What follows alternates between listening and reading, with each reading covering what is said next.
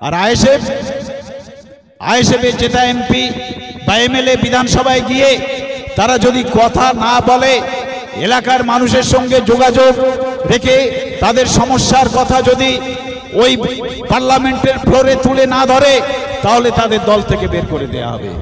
তো সাথী, এই হচ্ছে তফাৎ। এই জন্য আপনাদের আইএসএফকে বেছে নিতে হবে। বিগত 10 বছর যাকে এমপি করেছেন, এখানকার এই সমস্যা জর্জরিত এরিয়ার এলাকা থেকে তিনি এমপি হয়েছেন, কিন্তু বিগত 10 বছরে পার্লামেন্টে তাকে মুখ খুলতে দেখা যায়নি। তার কারণ এটাই। আজকে হরিনারায়ণপুরে, জয়নগরের হরিনারায়ণপুরে তিনি গিয়েছিলেন। ওখানকার মানুষ পানীয় জলের সমস্যা নিয়ে তার কাছে বলতে গেছেন, আবেদন জানাতে গেছেন। সঙ্গে ছিলেন ওখানকার জয়নগরের বিধায়ক। তিনি উত্তেজিত হয়ে তাদের সঙ্গে হাতাহাতিতে উদ্যত হলেন।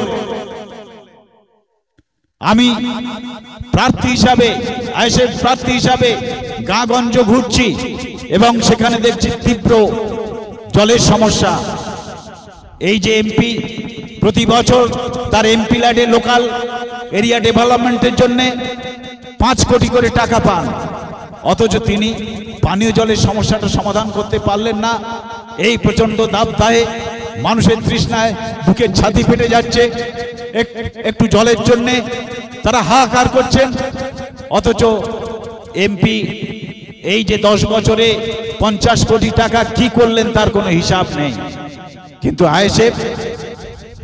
আইএসএফ প্রতি কড়ায় গন্ডায় হিসাব বুঝে নেবে।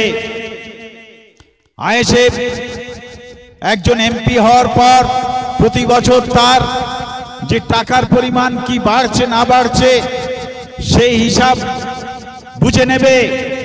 যদি দেখা যায় যে তিনি পার্টির নির্দিষ্ট পথে না চলে তিনি বিপথে চলেছেন বা কোনো দুর্নীতি করছেন, সঙ্গে সঙ্গে আইএসএফ তাকে কল ব্যাক করা যায়। সংবিধানে আইন রয়েছে, কল ব্যাক করা যায়।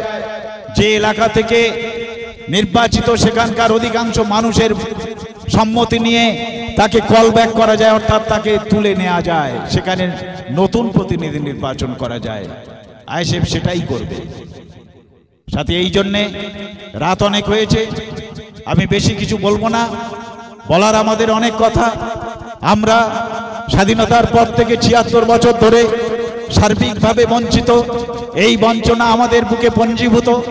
সেই পঞ্জীভূত থেকে বলবো তো আমরাই, ওদের বলার কোনো হক নেই।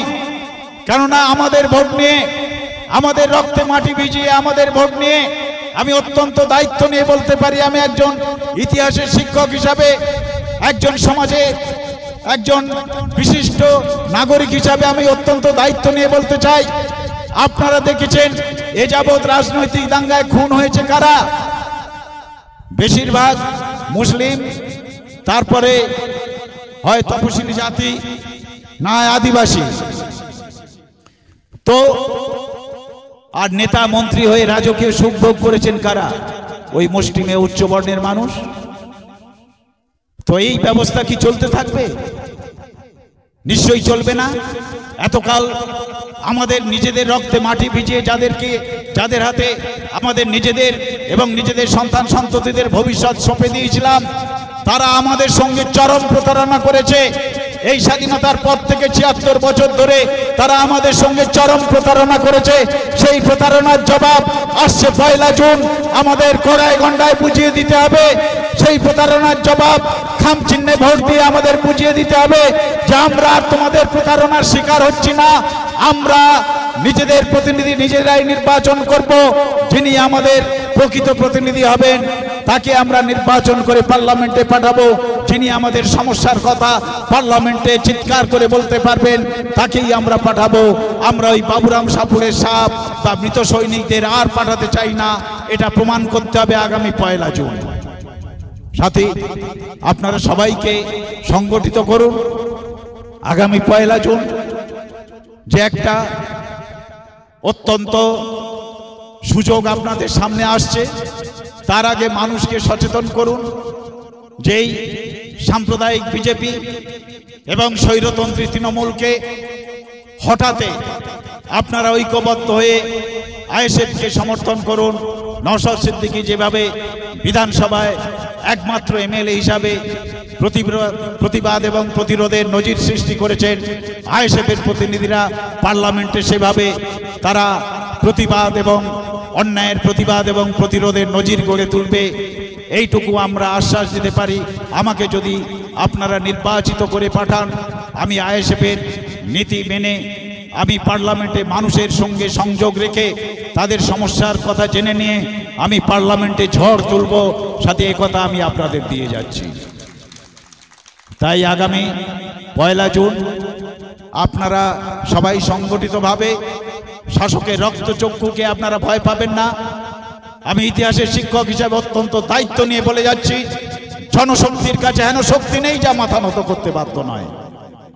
আপনারা সংগঠিত হলে ওই কটা গুন্ডা মস্তান ওরা পালাবার পথ পাবে না।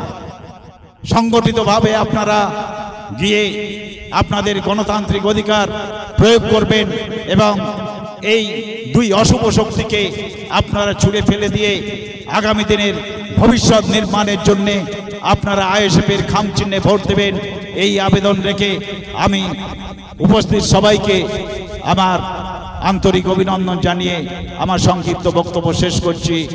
আইএসএফ জিন্দাবাদ, আইএসএফ চেয়ারম্যান নওশাদ সিদ্দিকী জিন্দাবাদ।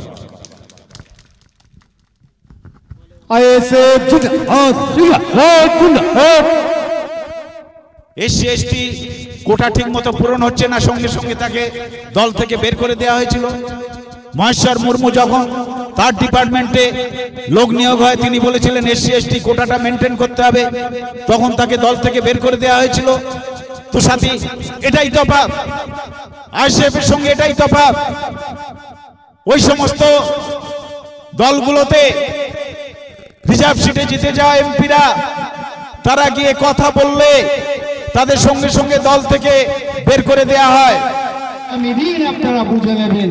সুতরাং আপনাদেরকে বলবো, যদিও কলকাতা পুলিশের আন্ডারে এসে আমরা তাদের থেকে ভালো ব্যবহার আমরা পাচ্ছি এবং আশা করছি তারা ভালো ব্যবহার করবেন, তার মধ্যে কিছু পুলিশ বন্ধু যারা আছেন তারা আইএসএফ এর ছেলেদেরকে দেখে দেখে তারা চিহ্নিত করে ঘোরানোর চেষ্টা করছেন। তাদেরকে বলছি, আপনারা যে উর্দিটা পড়ে আছেন, এটা কিন্তু এই বাংলার প্রতিটা জনগণের ট্যাক্সের টাকায় কিন্তু আপনার উর্দিটা পড়ে আছেন এবং আপনার মাইনেটা যেটা হয় কিন্তু এই মানুষের জনগণের ট্যাক্সের টাকায়।